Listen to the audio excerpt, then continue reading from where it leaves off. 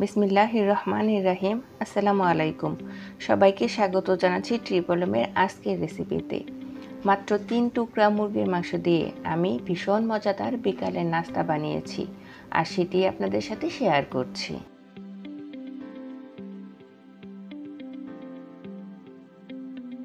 প্রথমে কড়াইতে দিয়ে দিলাম সাদা তেল।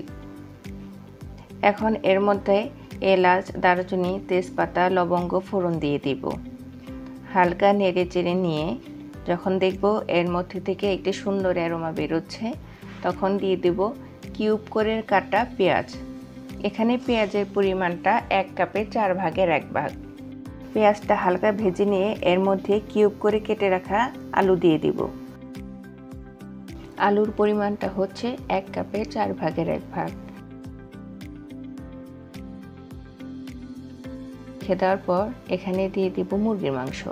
এখানে আমি 3 টুকরা মুরগির মাংস নিয়েছি, ছোট ছোট পিস করে সেগুলো দিয়ে ভালো করে নেড়ে চেড়ে নেব।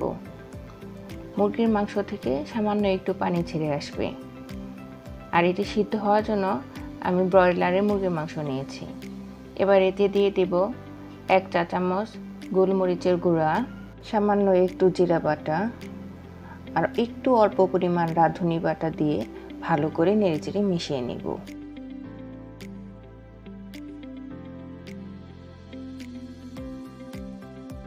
এখন এর মধ্যে আদা রসুন বাটা আধা চা চামচ আর 2টা কাঁচামরিচ বাটা দিয়ে আর একটু পরিমাণ পানি দিয়ে ভালো করে নেড়েচেড়ে মিশিয়ে নেব, যাতে মশলাটা নিচে না লেগে যায়।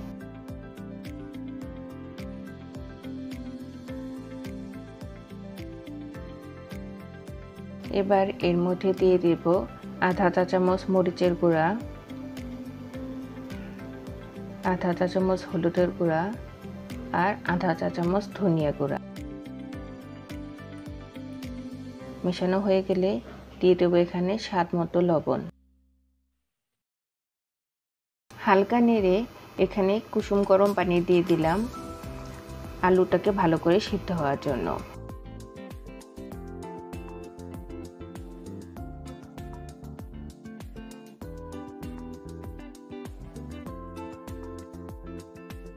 কিছুক্ষণ পর ঢাকনা তুলে নিয়ে নেড়ে চেড়ে দেখে নিব আলু সিদ্ধ হয়েছে কিনা। মুরগির মাংসটা অল্পতেই সিদ্ধ হয়ে যায়, এখনও অনেকটাই সিদ্ধ হওয়ার বাকি আছে। এ পর্যায়ে আমি ঢাকনা ঢেকে দিয়ে চুলার আঁচটা একদম কমে দিয়ে দমে বসিয়ে রাখবো। 10 মিনিট পরে নেড়ে চেড়ে দেখে নিব আলুটা সিদ্ধ হয়েছে কিনা। সিদ্ধ হয়ে গেলে এ পর্যায়ে লবণটা শেষবারের মতো চেখে নেব। আমার একটু লবণ কম মনে হয়েছে, তাই আমি একটু লবণ দিয়ে দিলাম।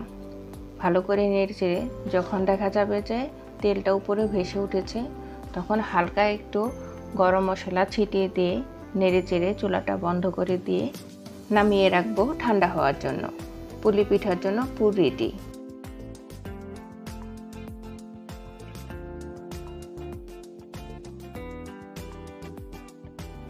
চুলায় একটি হাঁড়ি বসিয়ে দিয়ে এর মধ্যে দিয়ে দিলাম 1.5 কাপ পানি, আর সাথে দিয়ে দিচ্ছি স্বাদ অনুযায়ী লবণ।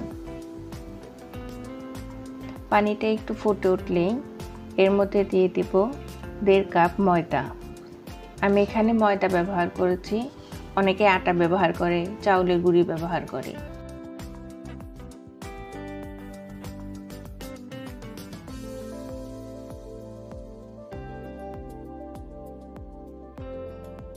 এখানে পানি কম হয়েছে, তাই আমি আলাদা করে একটু কুসুম গরম পানি দিয়ে নিলাম।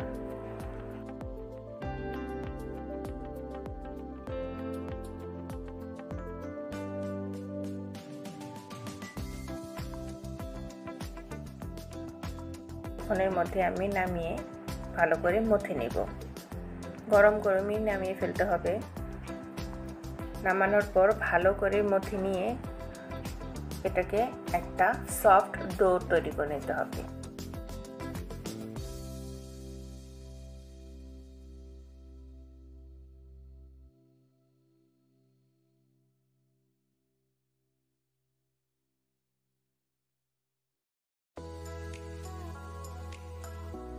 ডোটা অনেক নরম হয়েছে। এবার এটাকে আমি ছোট ছোট লিচি কেটে নিব। লেচি কেটে নিয়ে হাতের তালুর সাহায্যে গোল গোল করে ঘুরিয়ে ছোট একটা বাটি শেপ করে নিব। অনেকেই বেলুনি দিয়ে বেলে এটাকে রুটির আকৃতি দিয়ে তারপর এর মধ্যে পুর দিয়ে দেয়, কিন্তু আমি বাটি বানিয়ে দিতেই বেশি স্বাচ্ছন্দ্য বোধ করি। দেখুন এভাবে একটু ঘুরিয়ে ঘুরিয়ে ঘুরিয়ে ঘুরিয়ে নিলেই সফট একটা বাটির মতো শেপে আসে যায়।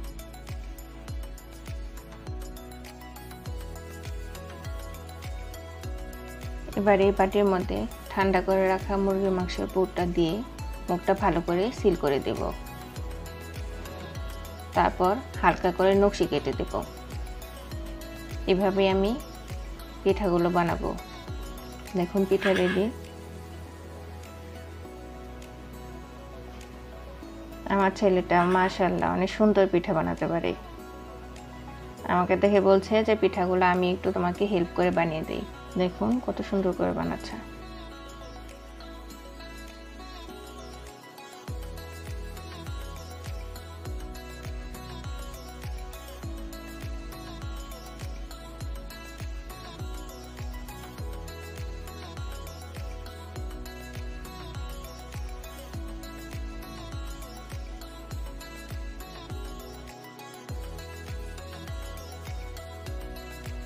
মাশাআল্লাহ অনেক সুন্দর হয়েছে। এভাবেই আমি বাকি পিঠাগুলো বানিয়ে নিয়েছি ওদেরকে দিয়ে। দেখেন আল্লাহর রহমতে একটা পিঠার সাথে আরেকটা পিঠার আকৃতির কোনো মিল নাই, যে যার মতো পাইছে তার মতো বানাইছে।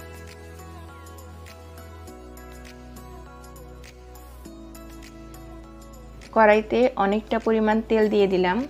তেলটা গরম হয়ে গেলেই এর মধ্যে পিঠাগুলো দিয়ে উল্টে পাল্টে ভালো করে নেড়ে চেড়ে লাল লাল করে ভেজে নেব। এই পিঠাটা অনেক মজার। পিঠাটার উপরের লেয়ারটা অনেক ক্রাঞ্চি হয় আর ভিতরটা অনেক সফট হয়।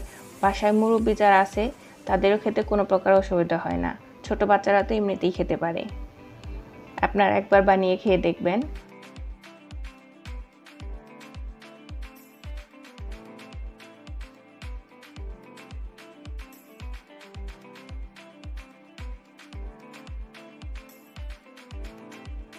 এভাবে করেই আমি সবগুলা পিঠা ভেজে তুলে নেব। মাশাআল্লাহ দেখুন এক প্লেট ভর্তি পিঠা হয়ে গেছে। ভিডিওটা ভালো লাগলে লাইক করবেন আর চ্যানেলটাকে সাবস্ক্রাইব করবেন। সবাই ভালো থাকবেন। আল্লাহ হাফিজ।